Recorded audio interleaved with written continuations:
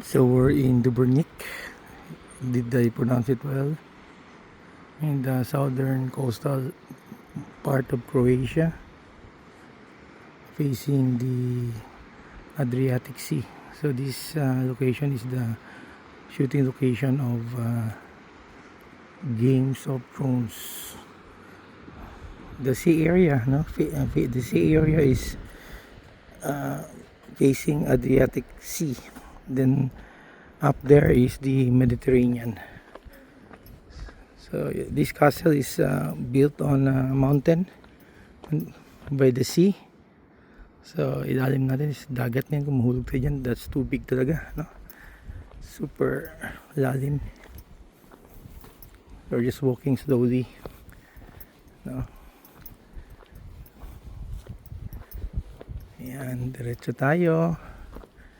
Sabi nila for almost 1,000 years naman daw yung castle na to, no? Still strong structurally. There's a house built adjacent to the, ayan sila, yung kasama ko naglalakad, going here. Okay, this is the sea area, dagat, careful lang, no? Sea area, ang ganda. Wala lang masyadong many do not like to go here because of the steps that you have to take going up, more than 1,000 steps. So we're now in the perimeter area. Okay naman, no? You can sit here and relax. Very nice. There's an open area here.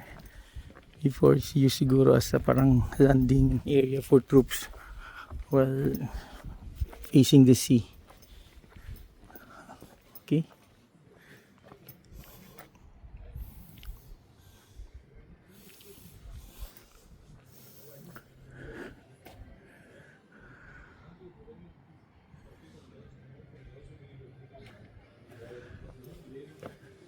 Oy, there's a coffee shop here.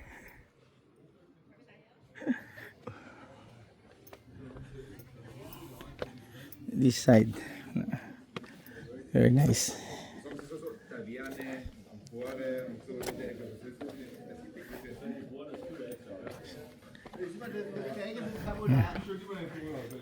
Facing the sea.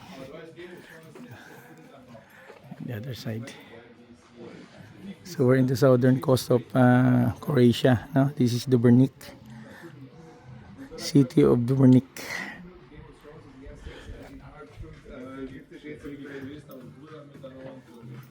Oh, you can sit here probably. Take orders. Very nice. They have oh, you can order. You can order here. Okay.